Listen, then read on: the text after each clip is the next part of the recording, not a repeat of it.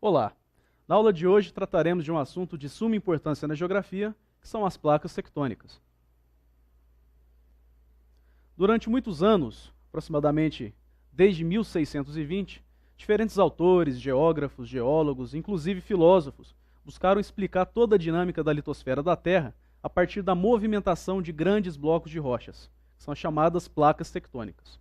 No entanto, para compreender tal teoria, é necessário voltar a uma outra teoria que dá indícios da separação dos continentes, a chamada teoria da deriva continental.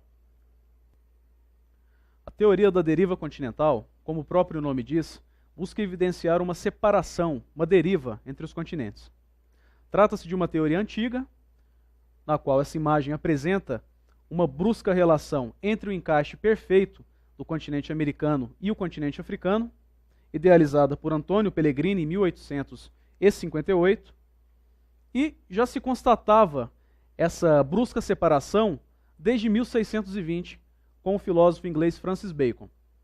Quando este mesmo filósofo observava o mapa mundi, ele constatou essa separação e esse encaixe perfeito entre o continente africano e o continente americano. Contudo, quais seriam os indícios que apontavam essa deriva? Os indícios que apontam a teoria da deriva continental só se confirmaram após décadas de pesquisas.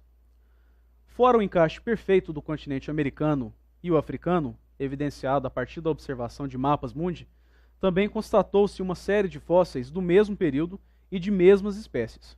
Ou seja, encontrava-se espécies semelhantes da mesma família, localizadas no continente sul-americano e também no continente africano, mostrando que em um passado esses dois continentes eram unidos e essas espécies viviam nesses locais. Também, fora a questão do encaixe dos continentes e dos fósseis, percebe-se também que a partir da datação das rochas, constatou-se diferenças quanto à idade das rochas oceânicas localizadas no fundo dos oceanos e das rochas localizadas na plataforma continental. Ou seja, aquelas rochas que estariam localizadas no fundo dos oceanos são rochas mais jovens e aquelas rochas nos continentes são rochas mais antigas. Porém, mesmo com todos os indícios relacionados aos fósseis, a separação do continente e a idade das rochas, ainda se desconhecia a força responsável pela movimentação desses grandes blocos de rocha. Contudo, após identificar todo o processo de separação dos continentes, ainda assim não era possível afirmar com exatidão qual força seria responsável por essa separação. Ao longo de anos e anos de pesquisa, alguns cientistas chegaram à conclusão de que não somente os grandes blocos continentais, mas que também aquelas rochas presentes no fundo oceânico, ou seja, a crosta oceânica, também se movimentavam. E aos poucos era elaborada uma nova teoria, a chamada teoria da tectônica de placas. Essa teoria nada mais representa do que a junção de uma série de placas tectônicas, ou seja, grandes blocos de rocha, que sustentam tanto a plataforma continental quanto a plataforma oceânica. Chegou-se à conclusão, então, de que esses imensos blocos rochosos, as placas tectônicas, com espessura média de 60 a 70 quilômetros, estariam flutuando sobre um material magmático. O magma é um material em estado semifundido ou fundido, composto por silício, ferro e outros elementos químicos, com uma temperatura média que varia entre 650 e 1.200 graus Celsius, podendo alcançar temperaturas superiores aos 1.500 graus. Esse magma, por sua vez, está em constante movimentação na astenosfera, que é essa camada que está logo abaixo da litosfera.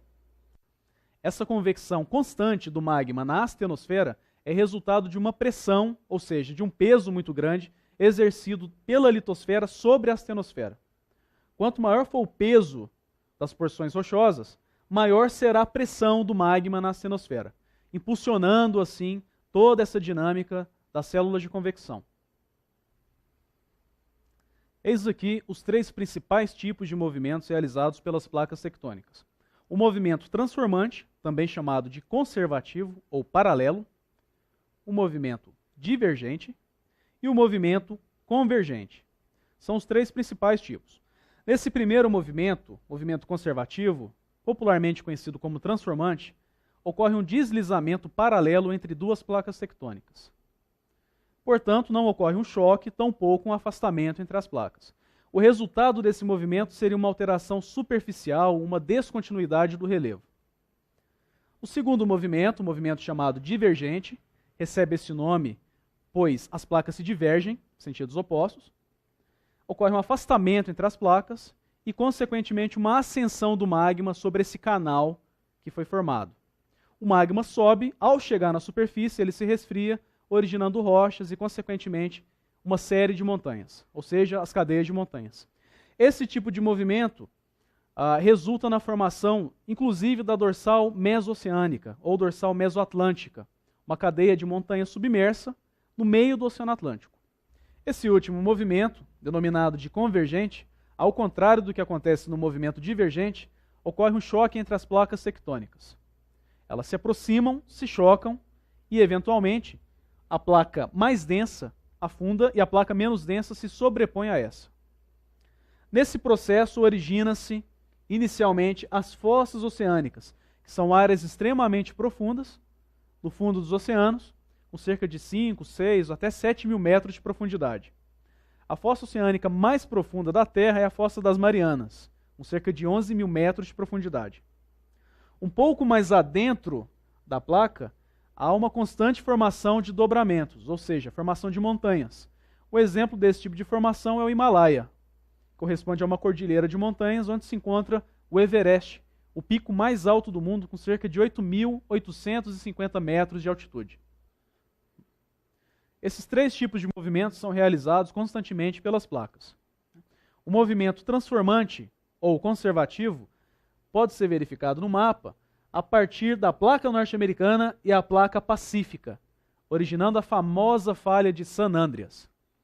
Fora esse movimento, temos também um movimento divergente realizado entre a placa sul-americana e a placa africana, originando a dorsal mesoatlântica, e também, por fim, um movimento convergente sendo realizado entre a placa euroasiática e a placa pacífica. A quantidade de placas, obviamente, depende do objetivo do pesquisador.